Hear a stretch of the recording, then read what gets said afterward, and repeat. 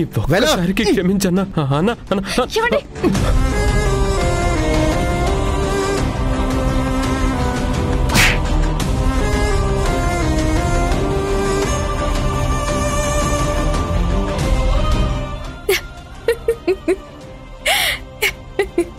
కారణం చెప్తే ధైర్యం చెప్పాల్సింది పోయి ఎలా నవ్వుతున్నావేంటే?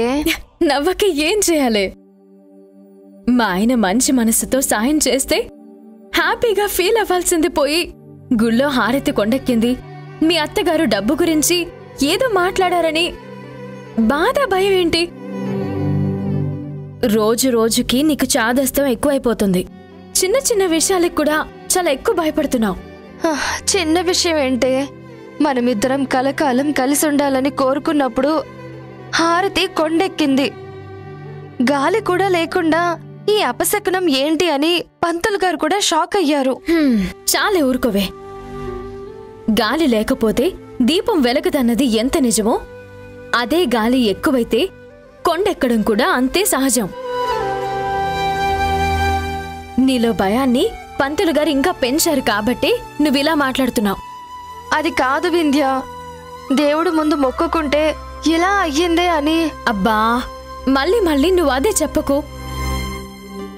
చూడు సంధ్య, మనది ఆ దేవుడు కలిపిన స్నేహబంధం. ఏ స్వార్థం లేకుండా సంతోషంగా నమ్మకంతో బ్రతికే మన మీద ఆ దేవుడి ఆశీర్వాదం మనకెప్పుడూ ఉంటుంది. మన స్నేహం గాలికి కదిలే దీపం కాదు, అఖండ జ్యోతిలా ఎప్పుడూ వెలుగుతూనే ఉంటుంది. అలాంటి మన స్నేహానికి ఏ ఆటంకం ఉండదు. ఆ దేవుడే దిగొచ్చినా మనల్ని విడదీయలేరు. ఎవ్వరూ మన స్నేహాన్ని డిస్టర్బ్ చేయలేరు. Craving for you na pillow pakkana novel nuvu tripping on you na playlist vaipoyavu.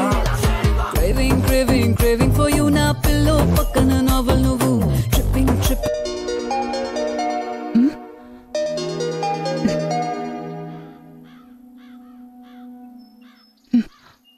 ఎప్పుడు నన్ను డిస్టర్బ్ చేయడం తప్ప నీకు వేరే పనే లేదా అత్తా? ఏంటే కోడలు పిల్ల, ఇంకా నా మీద నీకు కోపం తగ్గలేదా? ఈ మాటే వద్దని చెప్పాను.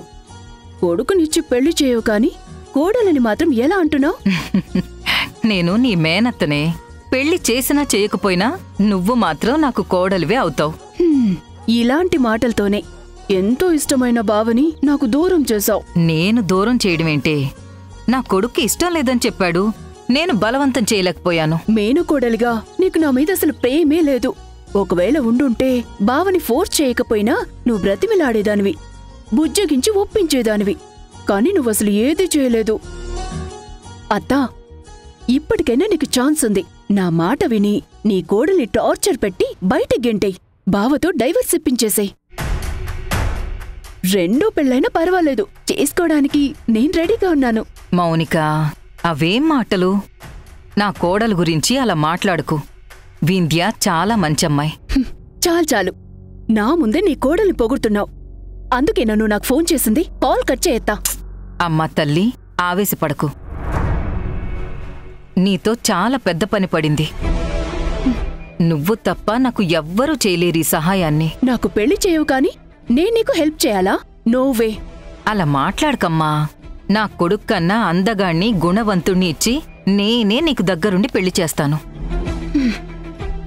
ఈ ఇంట్లో నాకు తెలియకుండా కొన్ని విషయాలు జరుగుతున్నాయి.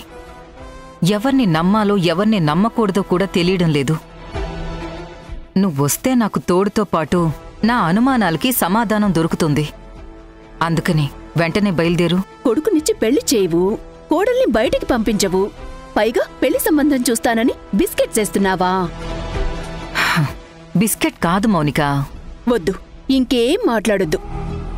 నేనంటే నీకు ప్రేమ లేదు కాని నీకోసం నేను అక్కడికి రావాలా? నో వే, నేను రాను. ఏం చేసుకుంటావో చేసుకో. ఇదేం కోపమే తల్లి. నేనే అనుకుంటే కోపంలో నన్ను మించిపోయింది. మౌనిక తెలివితేటలతో వింధ్యా సంధ్యలు నాకు తెలియకుండా దాస్తున్న రహస్యాలు తెలుసుకోవాలని నేననుకుంటే ఇలా జరిగిందేంటి? దీని కోపం ఎప్పుడు తగ్గుతుంది? నా మాట మనసుని ఎప్పుడు అర్థం చేసుకుంటుంది?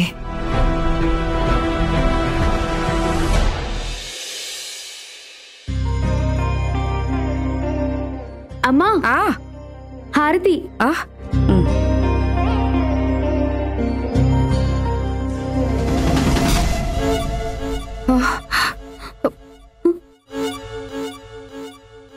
ఏంటి ఇది ఇలా జరిగింది?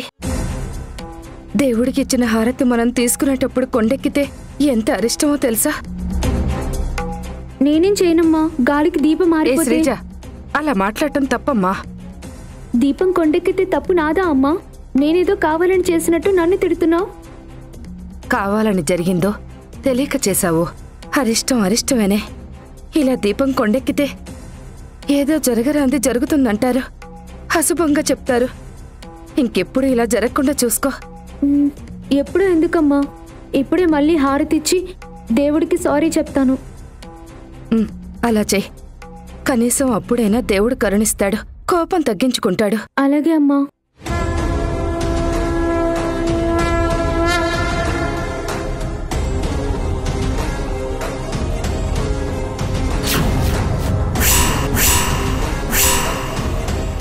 దైవ నిర్ణయానికి వ్యతిరేకంగా వరం ఏదైనా కోరుకున్నావా?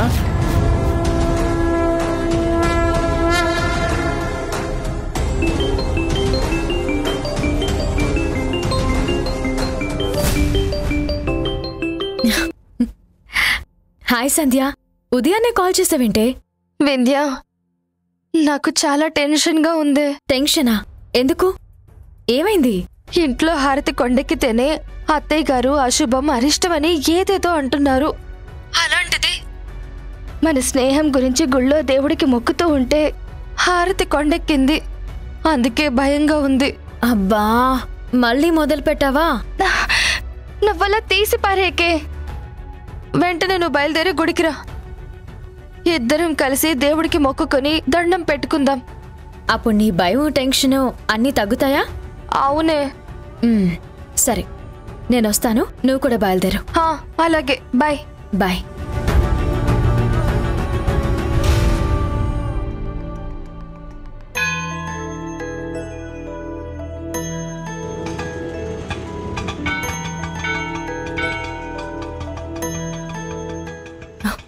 సంధ్య, కేవలం నీ సంతోషం కోసమే గుడికొచ్చాను. గాలి వల్ల దీపం కొండెక్కిందే తప్ప ఇందులో దేవుడి శాపం అపశకనం అంటూ ఏం లేదని ప్రూవ్ చేయడమే నా టార్గెట్. అయినా కూడా నువ్వు ఇలా డల్గా ఉంటే ఇది ఆటోలో ఇంటికి వెళ్ళిపోతాను. వద్దు వింధ్య, లోపలికి వెళ్దాం పద.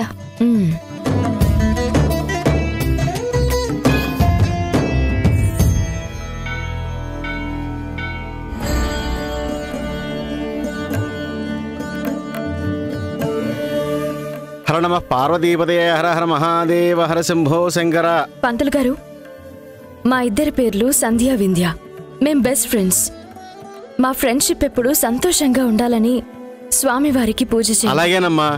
సంధ్యా నామదేశ్య వింధ్యా నామదేశ్య సహ కుటుంబానాం శ్రీ పార్వతీ సమేత శ్రీ శంకర స్వామి దేవత అనుగ్రహ ప్రసాద సిద్ధ్యర్థం. స్వామి, మా సంధ్యకి మధ్యన చాదస్తం బాగా పెరిగిపోయింది. గాలికి కొండెక్కి దీపాన్ని చూసి అదేదో పెద్ద ప్రళయంలా ఫీల్ అయిపోతుంది. మా స్నేహానికి సంతోషానికి తోడుగా నువ్వే ఉన్నావని సంధ్యకి కొంచెం అర్థమయ్యేలా చెప్పు. నా ప్రార్థన అయిపోయింది. నువ్వేమైనా చెప్పాలా స్వామివారికి?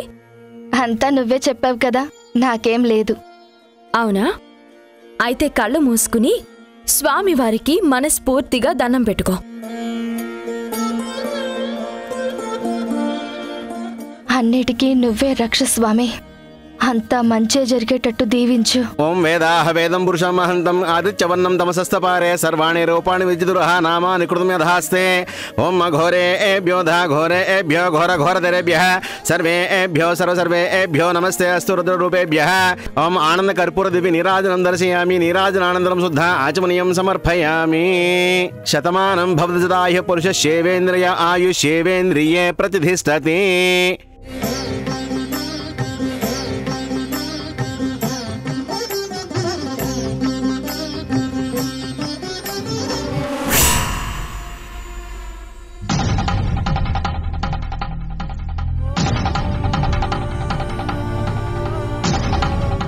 సంధ్య సంధ్య రా.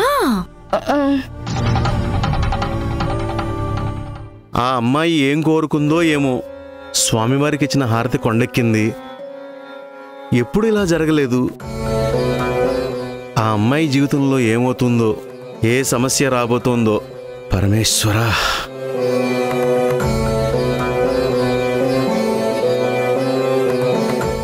ఇప్పుడేమంటావు? నేను చెప్పినట్టే హారతి అఖండ జ్యోతిలా వెలుగుతుంది. మన స్నేహానికి స్వామివారే సాక్ష్యంగా ఉన్నారు. గాలి, నీరు, నేల, నిప్పు, ఆకాశం అన్నీ సపోర్ట్గా ఉంటాయే తప్ప మన ఫ్రెండ్షిప్ ని డిస్టర్బ్ చేయవు. అర్థమైందా? సంధ్య, మీ అత్తయ్య గారిని చూసి చాలా రోజులైంది. ఇంటికొచ్చి పలకరించి వెళ్తాను.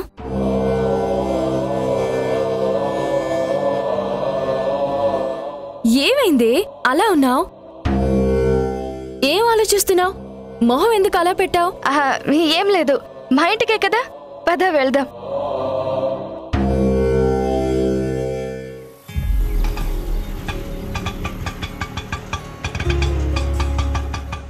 ఎంతైంది? 120. స్కాన్ ఉందా?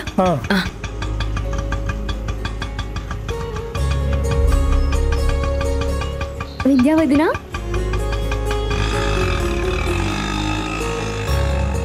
రా.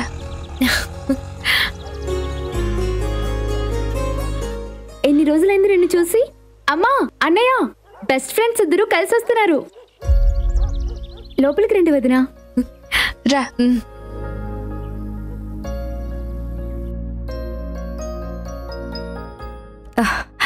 అమ్మా వింధ్య, బాగున్నారా ఆంటీ? బావున్నానమ్మా.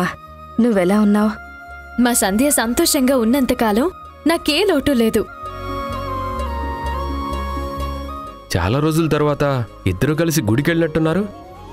ఏంటి విశేషం? విశేషం కాదు, విపరీతమైన చాదస్తం. ఎవరికి? ఇంకెవరికి? మీ ఆవిడికే.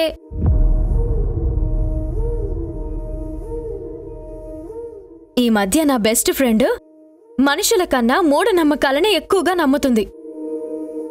తన నమ్మకాన్ని తప్పని దేవుడి ముందు ప్రూవ్ చేయడానికి తీసుకెళ్లాను. మరి ఇప్పుడు మారిందా మీ ఫ్రెండ్? తీసుకెళ్ళింది నేను కదా, మారకుండా ఎలా ఉంటుంది? పాపను వదిలేసి వచ్చారు, అమ్మ కోసం ఏడవదా? లేదండి, మా అత్తయ్య గారు ఉన్నారు కదా, ఆవిడ చూసుకుంటారు. మా దురదృష్టం కానీ, లేదంటే ఇంట్లో మీ పాపకొక ఫ్రెండ్ ఉండేది. మీరిద్దరూ ఎలా బెస్ట్ ఫ్రెండ్స్ అయ్యారో వాళ్ళు కూడా అలాగే బెస్ట్ ఫ్రెండ్స్గా మారేవారు.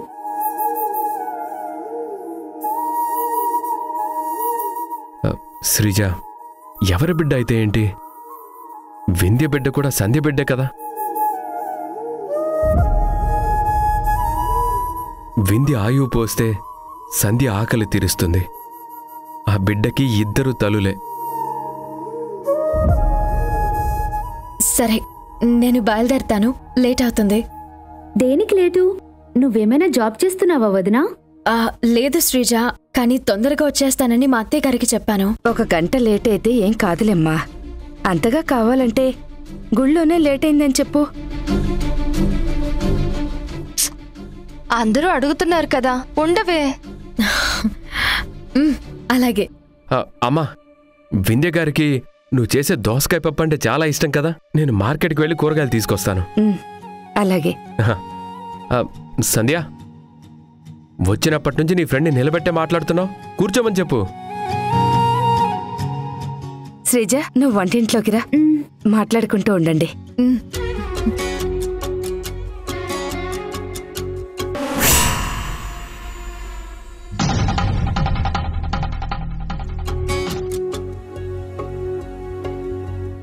సంధ్య, ఇంకా అదే ఆలోచిస్తున్నావా? వింధ్య, నువ్వు కోప్పడినంటూ ఒక మాట చెప్పనా?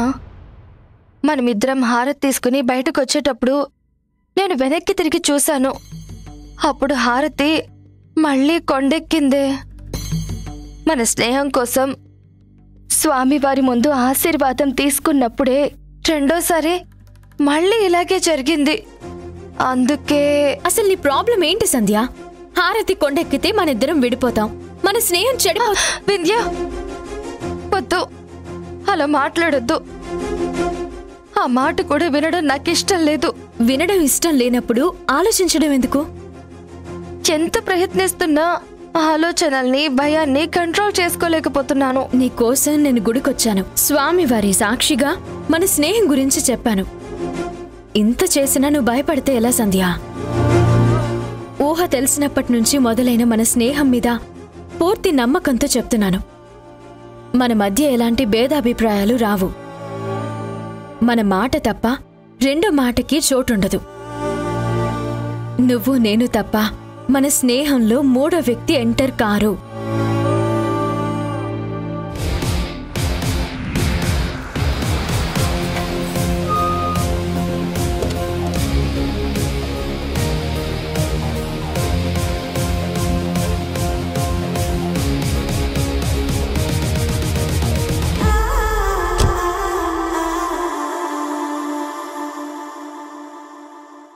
కోడలిగా అధికారంతో అడుగు పెట్టాల్సిన ఈ ఇంట్లో మేనకోడలిగా అత్త తరపున గెస్టులా రావాల్సొస్తుంది.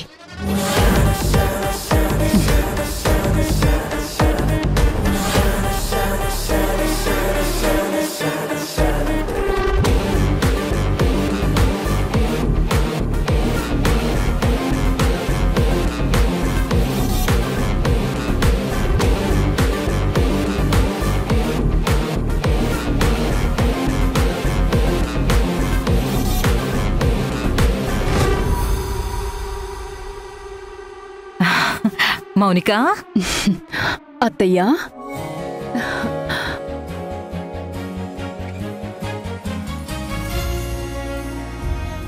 మౌనిక, ఏంటి ఈ సర్ప్రైజ్? నువ్వు వస్తావనుకున్నాను కానీ ఇంత తొందరగా వస్తావని నేను అస్సలు అనుకోలేదు. అవునా? అయితే తిరిగి వెళ్ళిపోయి కొన్ని రోజుల తర్వాత వస్తాను. ఆగవే తల్లి, నువ్వు నీ కోపం ఎప్పుడు ముక్కు మీదే ఉంటుంది. లేకపోతే ఏంటత్తయ్యా? రానని చెప్పి కూడా మా అత్తయ్యకి నా సహాయం అవసరం వచ్చిందని ఈగోని కూడా చంపుకొనొస్తే సంతోషం లేకుండా సెటైర్లేస్తావా? సెటైర్లేం వేశానే, నువ్వు వచ్చినందుకు సంతోషం సంబరం కలిపి చూపిస్తున్నా. నువ్వే ఈ అత్తని అర్థం చేసుకోవడం లేదు. నేను కాదు, నువ్వే బావ మీద నా ప్రేమను అర్థం చేసుకోలేదు. అందుకే కోడలు కావాల్సిందని మేనకోడలుగానే మిగిలిపోయాను. అబ్బా, ఇంకెంతకాలమే ఎత్తిపొడుపు మాటలు? నా కోపం తగ్గే వరకు, నేను కోరుకున్నది నాకు దక్కే వరకు.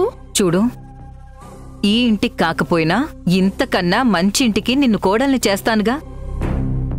నా కొడుకు కన్నా మంచి వ్యక్తిని నీకు భర్తగా తీసుకొస్తానని చెప్పాను కదా. కోరుకున్నది దక్కనప్పుడు దొరికిన దానితో అడ్జస్ట్ అయ్యేది కాదు ఈ మౌనిక. ఈ పిల్లేనా నీ మనవరాలు? అవునే, తీసుకో. ఇప్పుడొద్దులే. మా అమ్మే నా మనవరాలుగా పుట్టింది. దీంతో ఒక్క పూట కూడా ఆడకపోతే నాకు పొద్దుపోదనుకో. మౌనిక, ఎలా ఉన్నావమ్మా? ఎన్ని రోజులైందో నిన్ను చూసి. ఎన్ని రోజులైనా నన్ను మర్చిపోనందుకు చాలా థ్యాంక్స్ మావయ్య. చూడమ్మా, నిన్నెలా మర్చిపోతామమ్మా? రాజేష్ పెళ్లికి నువ్వు వస్తావని నేను మీ అత్తయ్య ఎంత ఎదురు చూసామో తెలుసా? నువ్వు రాక సందడే లేదంటే నమ్ము. సందడిదేముందిలే మావయ్య, పెళ్లి మాత్రం ఆగలేదు కదా. ఆగలేదు కాబట్టే మహాలక్ష్మి లాంటి కోడలొచ్చింది. ఈ ఇంటికి అసలైన పండక్కాళొచ్చింది. మావయ్యకి కోడలంటే చాలా ఇష్టంలా ఉందే. మా వింధ్య మాట తీరు, మంచితనం, పద్ధతి, సంస్కారం అన్నీ చూస్తావు కదా, నీక్కూడా నచ్చుతుంది.